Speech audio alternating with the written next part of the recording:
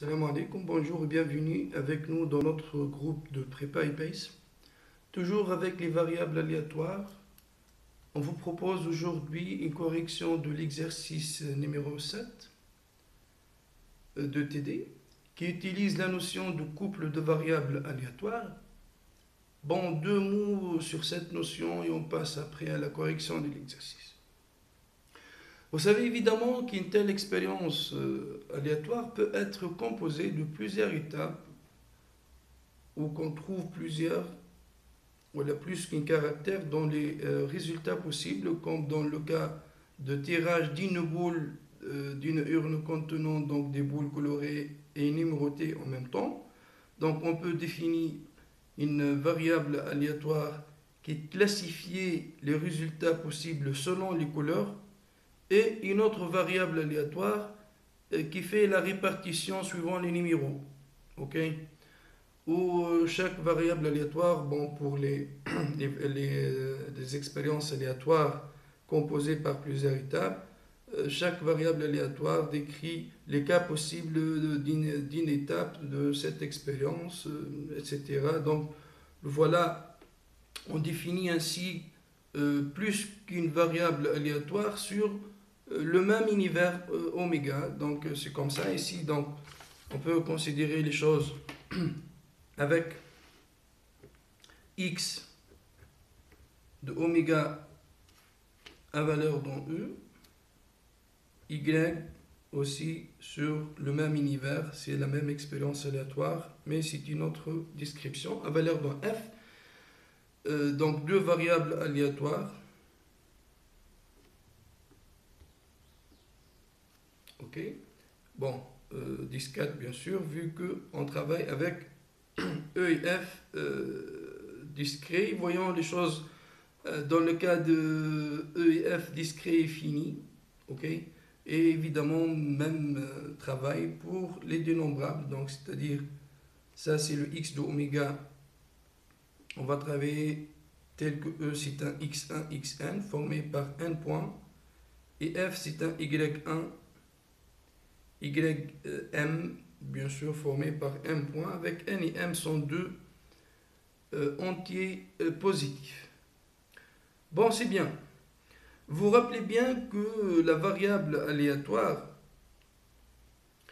donne une nouvelle répartition de oméga, suivant le résultat possible de x, et ça, on l'a vu dans la vidéo précédente, lorsqu'on a parlé de variables aléatoires. Donc, autrement dit, lorsque tu as, voilà par exemple, ça c'est l'univers oméga. Ok. Donc, voilà le oméga. Selon le cas possible de x, x est égal à x1. Donc voilà, ça c'est x est égal à x1. Ça c'est x est égal à x2 jusqu'à arriver à x est égal à xn. Ça forme bien une répartition d'oméga. C'est une partition dans le sens ensembliste. Et c'est un système complet d'événements pour l'univers oméga. Ok, donc voilà tous les cas possibles, x est égal à x1, x est égal à x2, ainsi de suite. De même aussi pour y, bon, y c'est une variable aléatoire. Ici les cas possibles sont y1, ym, donc autrement dit c'est kiff kiff, hein. Donc c'est une autre répartition de oméga. Donc voilà, ça représente y est égal à y1. Par exemple, celle-ci c'est y. Donc ça c'est y égale à y1, ça c'est y est égal à y2, jusqu'à arriver à, ok, donc ainsi de suite, ainsi de suite, jusqu'à arriver à cette partie-là qui est y est égal à y1. Donc, on fait une partition donc suivant les x, suivant les y, comme on veut, et les deux, que ce soit lorsque tu vois, si vous voulez, la discussion suivant x, les x est égal à xn, ça forme une partition d'oméga, 2 à 2 incompatibles, et la réunion est égale à oméga. Et de même aussi, lorsque tu vois les choses avec y, ça forme une partition d'oméga. Et ça c'est le cas évidemment, parce que x et y sont deux variables aléatoire. Donc ici, il faut dire que le x est égal xk pour k varie entre 1 et n. Ça, c'est un système complet d'événements. Et c'est une partition de oméga, si vous voulez. D'accord? Et de même aussi, comme j'ai dit, et de même, l'ensemble de y est égal à YL, avec L, il varie entre 1 et m. Ça, c'est aussi un système complet d'événements. Donc, il fait bien la répartition d'oméga autrement. Mais, c'est bien. Et on trouve ainsi, vous pouvez remarquer, on trouve ainsi une nouvelle répartition d'oméga, une nouvelle composition, si vous voulez, d'oméga. Donc, le voilà, ce sont ces carrés-là, d'accord, qui représentent quoi? L'intersection entre x est égal à x1, y égale à y1, ou là, x est égal à x1 jusqu'à arriver à y égale à ym, ainsi de suite. Et de façon générale, x est égal à xk et y est égal à yn. Donc, ça compose bien une nouvelle répartition. Donc, la réunion, c'est égal oméga. Et le voilà, si vous voulez, si tu prends l'ensemble x est égal à xk, y est égal à yl, qui est égal, le x est égal à xk inter, le y est égal à yl. Donc l'intersection entre ces deux événements, bien sûr, qui composent bien le oméga, pour k varie entre 1 et n, et L varie entre 1 et m. D'accord?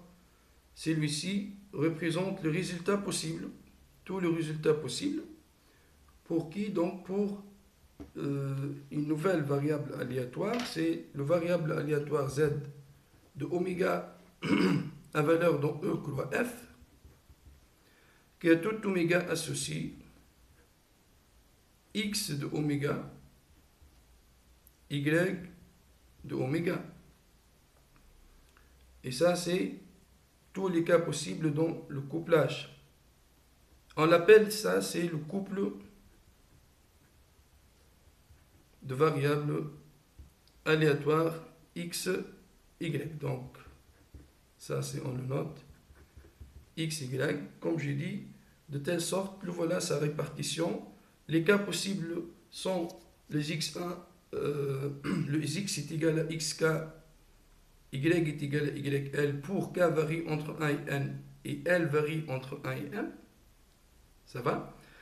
Et la loi de cette variable aléatoire est définie bien sur les couples de produits E fois F par, donc par, si je vois bien la loi de XY, par le PXY d'un XK YL. C'est quoi ça? C'est la probabilité de X est égal à XK, virgule Y est égal à YL, c'est la probabilité de l'intersection entre x est égal à xk, ok, et l'événement y est égal à y. Donc voilà, ça c'est la loi, si vous voulez, de cette variable aléatoire. Donc ça c'est pour k varie entre 1 et n, et l varie entre 1 et m. Donc voilà, je répète une autre fois. Donc toujours la variable aléatoire, il donne une répartition, une nouvelle répartition de oméga, avec évidemment chaque partie avec sa probabilité suivant la loi Px. Vous avez deux variables aléatoires et la composée de ces deux, il nous donne une nouvelle répartition. Si on fait associe ça à une nouvelle variable aléatoire, c'est la variable aléatoire couple, le couple de variables aléatoires x, y, avec bien sûr une probabilité associée, c'est la probabilité de couple. Et on l'appelle souvent, c'est la loi de couple x, y. Donc ça, c'est la loi du couple x, y, ou LZA, on l'appelle loi conjointe de x et y. C'est bon? Donc le voilà ici, c'est la loi conjointe. Donc ça te donne bien une idée comment elle est construite, si vous voulez, un couple de variables aléatoires et sa loi. Et vous voyez bien ici que, comme on a vu bien sûr pour une variable aléatoire simple, il suffit de quoi? Il suffit de définir la probabilité sur les résultats élémentaires, c'est-à-dire c'est le point de cet espace-là. Et après, vous pouvez bien évidemment déduire, lorsque tu prends une partie quelconque de cet espace, voilà, de cet nouvel univers, si vous voulez, oméga seconde, lorsque tu prends une partie quelconque, évidemment, tu peux trouver sa probabilité Pxy de A. Kif kif, c'est Pxy de A, c'est l'ensemble de quoi? C'est la somme, si vous voulez, pour x, k, y, l varie dans A de Pxy de xk, y, l. Comme on a vu exactement, j'ai dit bien, dans la définition de variable aléatoire simple, discret. Ben, c'est bien, donc maintenant,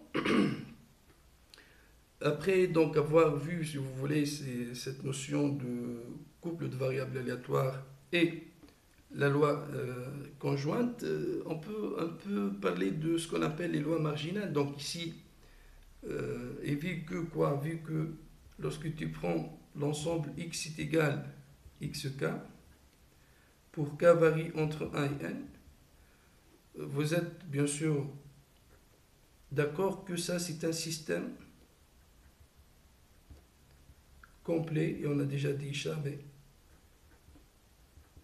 juste on va l'utiliser de vainement. D'accord? On peut utiliser la formule qui donne la composition de la probabilité d'un événement selon un système complet, dite la formule de probabilité totale, mais ici on ne va pas utiliser le conditionnement. On l'utilise pourquoi? Pour calculer la probabilité de n'importe quel, lorsque je veux calculer la probabilité d'un P de Y est égal YN. C'est bon? Par exemple, si je veux calculer le P de Y est égal à Y1, ça, si en fait, c'est quoi? C'est P de Y, X est égal à X1, Y égal à Y1, X est égal à X2, Y est égal à Y1, ainsi de suite. C'est la somme de ces petits carreaux pour trouver, c'est une simulation, mais finalement, c'est celui-ci. Hein. Voilà, donc, lorsque tu veux P de Y est égal à Y1, tu fait la somme de ces intersections-là, et le voilà, ça c'est P de X est égal à X1, Y est égal à Y1, ainsi de suite, jusqu'à arriver à P de X est égal à Xn, Y est égal à Y1. Ok? Et ça, c'est de même aussi pour Y est égal à Y2, ainsi de suite. Hein. C'est bon? Donc, le voilà, ça, c'est donc quoi? Ok, donc pour L est égal à... appartient plutôt à un M, ça, c'est égal la somme de N est égal, ou plutôt de K est égal à 1 jusqu'à N, de P2, Y est égal à YL, inter X est égal à XK, donc de 1 jusqu'à M. واللي هي شنو هي هذه في الحقيقة l'intersection c'est كيف puisqu'il est commutatif X est égal à XK, Y est égal à YL, نجمو نعملو la permutation, et ça c'est égal à la somme de K est égal à 1 jusqu'à N, de quoi? Ça c'est tout simplement PXY de XK YL. Donc le voilà, lorsque tu veux calculer le P de Y est égal à YL, il suffit de sommer sur les cas possibles de X. Et de même,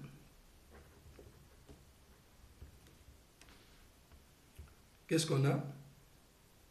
le y est égal à YL pour L varie entre 1 et m. Ça ici aussi, c'est un système complet d'événements. Donc c'est pour cela que lorsque je veux calculer pour un cas quelconque entre 1 et n, le P de x est égal à xk. Qu'est-ce que je fais? Donc voilà, essayons de voir. Il veut maintenant P de x est égal à x2, c'est quoi? Tu fais la somme sur les intersections avec y égale à y1, y égale à y2, ainsi de suite. Donc P de x est égal à x2, c'est quoi? C'est P de x est égal à x2, y égale à y1, plus x égale à x2, y égale à y2, ainsi de suite jusqu'à arriver à m. Donc voilà, ça te donne bien la somme de L égale à 1 jusqu'à m, de P de x est égal à xk, y est égal à yl, et ça c'est bien évidemment, juste on remplace, c'est pxy de xk yl. Et le voilà, on a exprimé, si vous voulez, les lois de x et de y en fonction du loi de couple. Et cela détermine bien sûr ces lois-là, et ça s'appelle bien évidemment, ici on l'appelle Px et Py, ici sont les lois marginales de couple XY. Donc Px et Py, on appelle les lois marginales du couple X, Y. C'est bon? Bon, donc vous remarquez bien qu'on peut trouver Px et Py à partir de couple, voilà, de la loi de couple XY, mais en général, on n'a pas l'autre sens. Hein. Bon, ça c'est un exercice que vous le voyez dans le cours. Unicité. Ici, juste enfin, il faut dire que c'est la même idée pour E et F dénombrables. Juste le cas fini. Lorsque E et F sont dénombrables, ok, c'est-à-dire E est égal à un certain suite xn, n varie dans n, et y, voilà f plutôt, c'est une yn aussi, n varie dans n, donc on prend E et f dénombrables. La loi de couple ici est déterminée par la suite double, c'est la suite double Pxy de xn ym, où il y a la probabilité de x est égal à xn, y est égal à ym. C'est bon, ça c'est pour n et m varient dans n au carré. C'est bien. Donc tu as bien ça, ça définit la loi de couple, et après tu peux utiliser pour trouver les lois marginales. Px de xn c'est ni autre que quoi que la somme de n égale à 0 à l'infini de Pxy de xn ym, et de même aussi ça c'est quel que soit n. Et la deuxième loi marginale, il y a maintenant Pxn ou la Py de ym, c'est quoi? C'est la somme de n égale à 0 à l'infini de Pxy de xn ym. Tu sommes sur toutes les n et tu trouves ce que tu veux. C'est bien. Maintenant, si vous voulez, on va passer à l'exercice. Donc, passons à l'exercice numéro 7, ce qui est bien sûr le sujet de cette séance-là. Donc, exercice numéro 7. Qu'est-ce qu'on a dans cet exercice? Donc, il a dit x, une variable aléatoire à valeur dans n, suivant une loi de Poisson de paramètres lambda. D'accord? Et y, une variable aléatoire à valeur dans n définie sur un même espace de probabilité. Bien sûr, les deux variables, lorsqu'ils sont définis sur un même espace de probabilité, vous pouvez définir un couple de variables aléatoires. Et on a donc pour n dans n étoile la loi de y sachant x égale n suit la loi binomiale. Et un autre donné, c'est que lorsque x égale à 0, y égale à 0, c'est bien, et il veut déterminer la loi de y. D'accord. Bon, alors, vous avez bien ici, x est une variable aléatoire donc de oméga dans n. Il a dit que x suit la loi de Poisson de paramètre lambda, c'est-à-dire px de n égale exponentielle moins lambda, lambda puissance n sur n factoriel, et ça c'est vrai bien sûr pour tout n positif. On a aussi une autre variable aléatoire sur le même oméga, et c'est aussi à valeur dans n, c'est le y. Bon, déjà, c'est à nous de trouver la loi de y, ça c'est la question. Il y a un donné ici, le donné c'est quoi? C'est pour n supérieur ou égal à 1, donc pour n étoile. Il a dit que la loi de y, sachant x est égal à n, c'est-à-dire la probabilité de y est égale à un certain cas, sachant que x est égal à n, il suit, qu'est-ce qu'il a dit? Il suit la loi binomiale NP. C'est quoi la loi binomiale NP? C'est la probabilité de y égale à k, c'est quoi? C'est égal à C1k p puissance k 1 moins p puissance n moins k pour k varie entre 0 et n. Donc, le p de y égale à k, sachant que x égale à n, c'est binomial np, c'est-à-dire c'est égal à cette expression lorsque k entre 0 et n.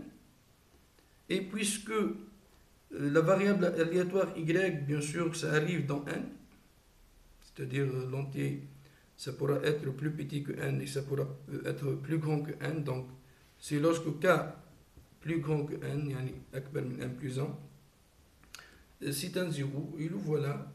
Lorsque tu fais la somme sur n, tu trouves bien sûr que c'est égal à 1. Bon, nous voilà, ça c'est la loi binomiale, avec le py conditionné à x est égal à n.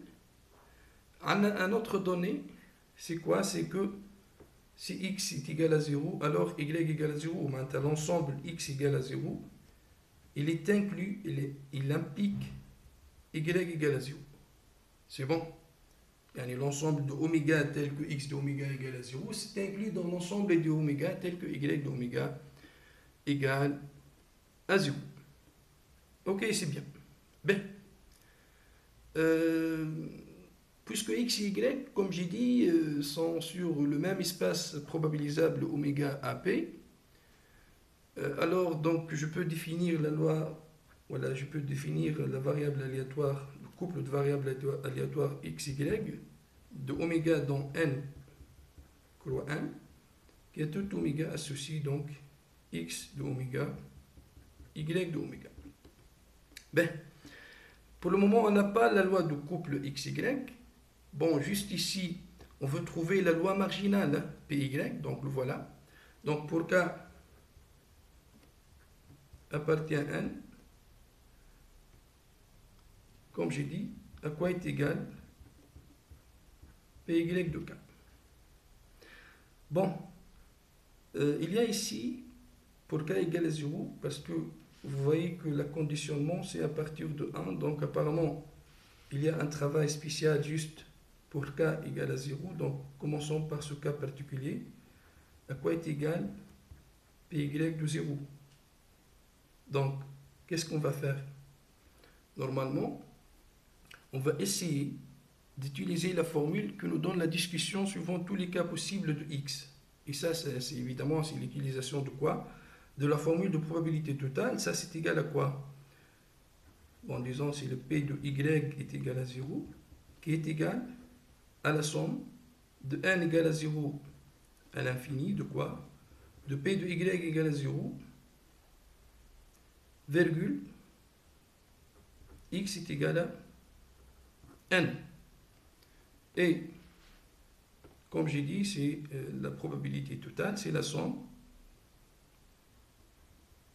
de n est égal à 1.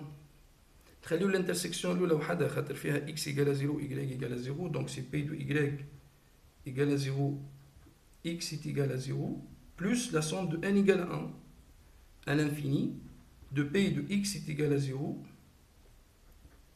plutôt y égale à 0, x est égal à n. Et ça, c'est, on peut l'écrire comme, et ça c'est la probabilité totale, c'est p de y égale à 0, sachant x est égal à n, fois p de x est égal à n, n'est-ce pas? De p de y égale à 0, x est égal à n, donc voilà, on peut utiliser la formule de probabilité totale. Ben, alors, comment on peut trouver, si vous voulez, ces quantités-là? Donc, essayons de voir avant tout à quoi est égal p de y égale à 0, virgule x est égal à 0. C'est en fait le p de x est égal à 0, inter y égale à 0. Ça va? Mais, qu'est-ce qu'on a comme données? X égale à 0, il est inclus dans y égale à 0. C'est-à-dire, l'intersection entre les deux, c'est quoi? C'est p de x égale à 0. Et le p de x égale à 0, on sait bien la loi de x, c'est exponentielle moins lambda. Lambda puissance 0, c'est 0 factoriel, c'est-à-dire, c'est égal à celui-ci. Ben, c'est bien. Maintenant, pour l'autre, pour n, supérieur ou égal à 1. À quoi est égal p de y égale à 0, sachant x est égal à n? Donc ça c'est, vous avez bien, x est égal à 0, ou plutôt y égale à 0, x est égal à n, donc le 0 ici, le k égale à 0, et le 0 il est plus petit que n, vu que n est plus grand que 1, donc j'utilise bien cette formule-là, ça suit bien la loi binomiale, donc ça c'est égal la combinaison de 0 parmi n, p puissance 0 fois 1 moins p puissance n moins 0. Voilà. Et ça c'est égal à, donc ça c'est 1, ça c'est 1, ça c'est 1 moins p puissance n. C'est-à-dire, la probabilité maintenant, je reviens, py de 0 égale, donc la première partie, comme j'ai dit, ça c'est un exponentiel moins lambda, plus la somme de n égale à 1 à l'infini, le p de y égale à 0, sachant que x est égal à n, comme j'ai dit, ça c'est égal à 1 moins p puissance n, fois le p de x est égal à n. Et p de x est égal à n, c'est quoi? C'est bien sûr exponentiel moins lambda, lambda puissance n sur n factoriel. C'est bon? Le voilà, donc ça c'est égal exponentiel moins lambda, en facteur sur tout le monde, donc vous avez bien ici 1, plus la somme de n égale à 1 jusqu'à l'infini, de 1 moins p fois lambda, le tout puissance n sur le n factoriel. Vous remarquez bien ici que pour n égale à 0, pour cette formule-là, ça tombe le 1, c'est-à-dire c'est une somme à partir de 0. Et finalement, ça c'est égal exponentielle moins lambda fois la somme de n égale à 0 à l'infini de 1 moins p fois lambda, le tout puissance n sur n factoriel. Et ça c'est une somme exponentielle qui nous donne bien combien? Exponentielle moins lambda fois exponentielle 1 moins p fois lambda. Lorsque tu fais la somme, tu trouves combien? Exponentielle moins p lambda. Ben, c'est bien, tout cela, c'est quoi? Ça, c'est le p.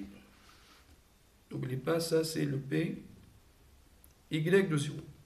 On veut maintenant calculer le py de n'importe quel entier k. Donc, maintenant, pour k supérieur ou égal à 1, toujours on veut bien le py de k. Ça, c'est la probabilité que y égale à k. Et en utilisant la probabilité totale, c'est la somme de n égale à 0 à l'infini, de p de y égale à k, x est égal à n. Bon, peut-être comme l'autre fois, on laisse le p de y égale à k, x est égal à 0 à côté. Et pour l'autre, on utilise le conditionnement plus la somme de n égale à 1 à l'infini de p de y égale à k, sachant x est égal à n fois p de x est égal à 1. C'est bon? Ok. Voyons tout d'abord à quoi est égal le p de y égale à k, x est égal à 0. Ça, c'est la probabilité de l'intersection entre x est égal à k et plutôt y égale à k et x est égal à 0. Et vu que le x égale à 0 est inclus dans y égale à 0, donc je pense que vous êtes d'accord que le y égale à k inter x est égal à 0, il est inclus dans y égale à k, y égale à 0. Parce que x égale à 0 inclus dans y égale à 0. Mais k, il est différent de 0, donc cette intersection est vide. Donc cette probabilité égale à 0, car on a ça. Donc, le voilà, la première partie, elle est nulle. C'est bon. Et après, évidemment, ça reste l'autre somme. Donc, c'est-à-dire le py de k, c'est égal la somme de n égale à 1 à l'infini de p de y égale à k, sachant x est égal à n, fois p de x est égal à 1. Maintenant, le k, il est plus grand que 1. Bien évidemment, le n, il varie de 1 à l'infini. C'est-à-dire, il va rencontrer le k. Donc, vous pouvez décomposer cette somme. C'est la somme de n égale à 1 jusqu'à k moins 1, si vous voulez, de p de y égale à k, sachant x est égal à n fois p de x est égal à n, plus la somme de n égale à k à l'infini de p de y égale à k, sachant x est égal à n, fois p de x égale à 1. Bon, disons ici le k moins 1. Ça pourra être, je ne sais pas, 0. Bon, en tout cas, supposons, c'est le même travail. Si tu trouves le k est égal à 2, tu fais le même calcul. Ça revient au même. Ok, donc, aussi, qu'est-ce que ça te donne là? Donc, ici, vous avez bien que quoi?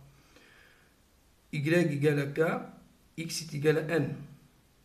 Le n, il est comment? Il est plus petit que y moins 1, c'est-à-dire k, il est plus grand que 1 plus 1. Lorsque k est plus grand que 1 plus 1, vous avez bien que p de y égale à k, x est égal à n est égal à 0. Donc, c'est-à-dire cette somme, puisque ici, comme j'ai dit, je répète une autre fois, le k il est plus grand que 1 plus 1, le k moins 1 il est plus grand que n, n il varie de 1 حتى le k moins 1, ça c'est un 0, ici, fois p de y égale à n, donc on s'en fout. Qu'est-ce qui reste?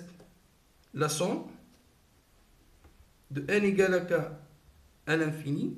Bon, ici, n, il démarre de k, donc n il est supérieur ou égal à k. Le k, il est plus petit que 1. K est plus petit que 1, donc je peux utiliser dans la formule de P de y égale à k, x est égal à n, x est égal à n, excuse-moi. Ok, donc ici, lorsque k est plus petit que n, c'est bon. Donc ici, le n est plus grand que k, maintenant k est plus petit que n. J'utilise quoi? La formule, c'est la binomiale, c'est Cnk fois p puissance k, 1 moins p puissance n moins k. Et concernant py égale à k, sachant que x égale à n, fois maintenant p de x égale à n est exponentielle moins lambda, lambda puissance n sur le n factoriel. Cette somme, comment je peux le calculer? Donc ici, essayons de faire une petite simplification. C'est la somme de n égale à k jusqu'à l'infini. Ok? Donc de quoi vous avez ici le factoriel n sur le factoriel n moins k fois le factoriel de k, fois le p puissance k, 1 moins p puissance n moins k, exponentielle moins lambda. Et vous avez ici, on va essayer de faire apparaître la sommation à partir de k. On va essayer de faire apparaître le n moins k. Donc ici, le lambda puissance n, on le décompose.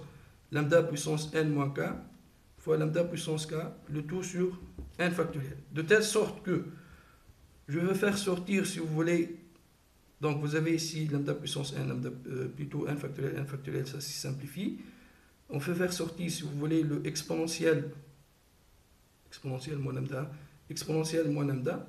Vous avez p puissance k, c'est bon. Vous avez le factoriel k. Qu'est-ce qu'il reste? Il reste la somme de n égale à k à l'infini. De quoi? De p, donc de quoi? De 1 moins p puissance n moins k fois lambda puissance n moins k. À lambda puissance k aussi, comme on a dit, la puissance de n moins k. Je vais faire un petit changement d'indice ici. Toujours l'idée ici, lorsque vous avez une somme à partir d'un certain entier, pour simplifier les choses. Donc, ça c'est 1 moins p fois lambda, le tout puissance n moins k, donc ça et ça, sur n moins k factoriel. Comme j'ai dit, un petit changement d'indice, il y a n prime, ça c'est exponentiel moins lambda, p lambda puissance k sur factoriel k, fois n prime est égal à n moins k, de 0 à l'infini. Donc qu'est-ce qu'il prend? 1 moins p fois lambda puissance n prime sur factoriel de n prime. C'est bon? Donc le voilà, ça te donne bien ici un exponentiel moins lambda, p lambda puissance k sur k factoriel, et ça c'est un exponentiel de 1 moins p fois lambda, et tu trouves bien que quoi ça? C'est p fois lambda puissance k sur k factoriel, et l'autre c'est exponentiel moins p lambda. Ça c'est pour k supérieur égal à 1. Pour k égale à 0, même formule. Donc ça c'est quoi? C'est que y suit bien poisson de paramètres p lambda. Donc le voilà l'idée. Il suffit de retourner donc le k égale à 0. On trouve bien, vous remarquez, la loi de Poisson.